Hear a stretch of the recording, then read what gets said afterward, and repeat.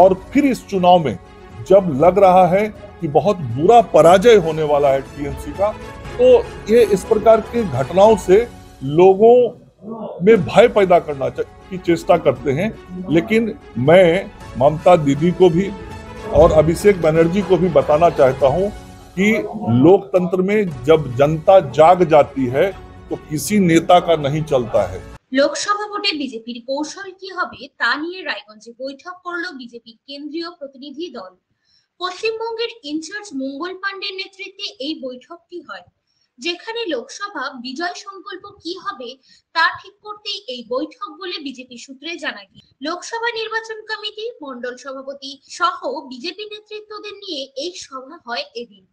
এই দিনে সভা নিয়ে মঙ্গল পাণ্ডে বলেন, आज रायगंज लोकसभा क्षेत्र के सभी प्रमुख कार्यकर्ताओं की बैठक हुई है, जिसमें हमारे जिला भाजपा के पदाधिकारी और जो हमारे मंडलों के अध्यक्ष हैं और इसके साथ ही चुनाव के काम में लगे हुए सभी महत्वपूर्ण कार्यकर्ताओं की बैठक हुई। और 26 अप्रैल को जो मतदान होना है, उस मतदान की संपूर्ण तैयारी किस प्रकार से होगी और जनसंपर्क में नरेंद्र मोदी जी की सरकार ने इस देश के मान सम्मान, स्वाभिमान और विकास को किस प्रकार से आगे बढ़ाया है, उसको जनता तक पहुंचाना, और ममता बनर्जी जी की सरकार ने किस प्रकार से बंगाल का नुकसान पहुंचाया है, बंगाल के मान सम्मान और स्वाभिमान को चोट पहुंचाया है, और अपराधियों और भ्रष्टाचारियों के हाथ में किस प्रकार से बंगाल की सत्ता और बंगाल की प्रशासन को रख दिया है। इन सारे विषयों पे कार्यकर्ता अगले 24 अप्रैल तक, जब तक चुनाव प्रचार चलेगा, उस समय तक जनता के बीच सारे विषयों को लेकर जाएंगे। और सभी कार्यकर्ताओं में बहुत उत्साह था और सभी को यह विश्वास है कि पिछली बार जितनी मतों से रायगंज लोकसभा हम जीते थे, उससे दुगने मतों से इस बार जीतेंगे, क्योंकि रायगंज लोकसभा में नरेंद्र मोदी जी की लोकप्रियता भी 2019 की अपेक्षा 2024 में बहुत।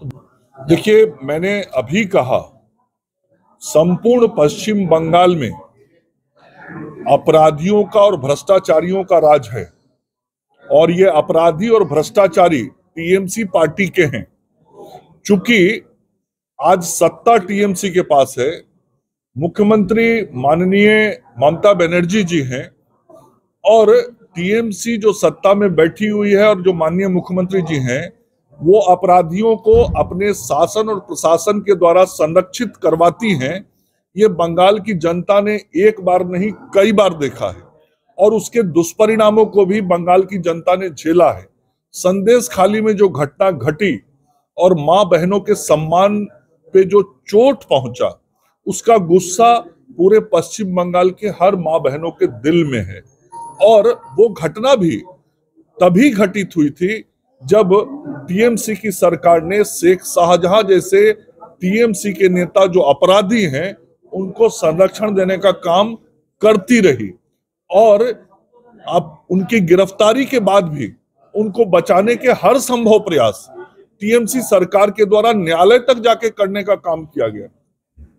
तो हमेशा यहाँ का जो शासन और प्रशासन है, वो स्वाभाविक रूप से टीएमसी के दबाव में रहता है और इन अपराधियों के खिलाफ कार्रवाई नहीं कर पाता। अपराधियों का मनोबल बढ़ता है और अपराधी आम लोगों के ऊपर विभत्स घटनाओं को अंजाम देते हैं और उनके मनोबल बढ़े रहते हैं। ये अरे, अभिषेक बनर्जी तो एक एमपी है, उसके बारे में इतना आप लोग क्यों चर्चा करते हैं? वो एक मेंबर ऑफ पार्लियामेंट है केवल, और मेंबर ऑफ पार्लियामेंट होने के साथ ही वो संपूर्ण पश्चिम बंगाल में अभिषेक बनर्जी जी अपराधियों को अपनी पार्टी के द्वारा संरक्षित करके क्या क्या करवाते हैं, ये तो पश्चिम बंगाल की जनता बोलती है। पूरे जो टीएमसी के भ्रष्टाचारी नेता पकड़े गए हैं, जो जेल में बंद हैं, उनके अभिषेक बनर्जी से क्या संबंध है, ये तो पूरा पश्चिम बंगाल और देश जानता है। तो जो ऐसे लोगों को संरक्षित करता है, वो ऐसी बातें कैसे कह सकते हैं?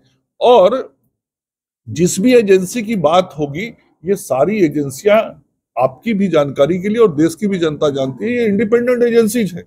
तो क्या इंडिपेंडेंट एजेंसी जो देश के अंदर काम करती है उनके काम को रोक दिया जाए, भ्रष्टाचारियों को भ्रष्टाचार करने दिया जाए, अपराधियों को अपराध करने दिया जाए, जो घटनाओं को अंजाम दे रहे हैं उनको घटनाओं को अंजाम दिया जाए, उस पर कोई कार्रवाई नहीं हो? अभिषेक बनर्जी यही चाहते हैं कि पश्चिम बंगाल, मेरी बात सुन लीजिए, अभिषेक बनर्जी यही चाहते हैं कि जो भ्रष्टाचारी है वो भ्रष्टाचार करता रहे, जो अपराधी है वो अपराध करता रहे, और उस पर यदि कार्रवाई होगी तो ये हल्ला करेंगे। हल्ला इसलिए करेंगे कि ये उनको पोषित करते हैं, संरक्षित करते हैं। मैंने कहा ना, ये पश्चिम बंगाल की शासन जो चल रही है उसने पश्चिम बंगाल के आम भद्रजन जो लोकतंत्र पसंद लोग हैं उनकी छवि को खराब करने का काम पिछले कई वर्षों से किया है। और इस देश के अंदर जो पश्चिम बंगाल की आम जनता, शांति प्रिय जनता, लोकतंत्र का सम्मान करने वाली जनता है, उनकी भावनाओं के विपरीत यह सरकार काम करती रही है। और फिर इस चुनाव में जब लग रहा है कि बहुत बुरा पराजय होने वाला है टीएमसी का, तो ये इस प्रकार के घटनाओं से लोगों में भय पैदा करना की चेष्टा करते हैं। लेकिन मैं ममता दीदी को भी और अभिषेक बनर्जी को भी बताना चाहता हूं कि लोकतंत्र में जब जनता जाग जाती है तो किसी नेता का नहीं चलता है। और पश्चिम बंगाल में लोकतंत्र को मजबूत करने के लिए पश्चिम बंगाल की जनता जग चुकी है। धन्यवाद। ब्यूरो रिपोर्ट, न्यूज़ वृत्तांत। Wait, so this was your wedding look? Oh my God, Tammy, you look pretty. Dhaka থেকে যখন আইছিলাম এ হগল আমার মা আমারে পরায় দিছিল। It's so authentic, Tammy. I will go for this look. But what about my goina? সাদা রঙের রুমালটিতে গোলাপি রঙের কাজ, সব মিলিয়ে দারুণ হবে নতুন কনের সাজ। আমার গয়না আমার শ্রী ঢাকা জুয়েলার্স, আভিজাত্যের গয়না।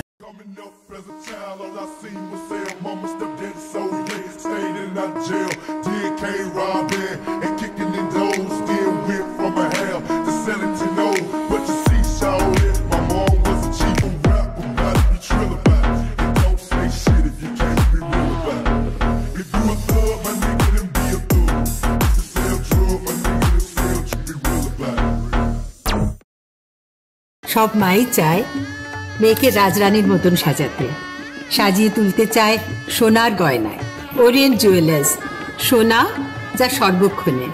ছোট ছোট অনুভূতি, স্মৃতিগুলো থেকে যায় সব সময় আদরে। কুকু কুকু, কিরে হলো? আসছি, লকডাউন সময় তো হয়ে এলো। কিছু স্মৃতির ভাজেই তোলা থাকে শুভারম্ভে প্রাপ্তি। 50 বছরের অভিজ্ঞতায় আগ্নেশ্বর জুয়েলার্স, নিখুঁত গয়নার কারিগরি। Agneshwar jewellers, NS road, Raiganj.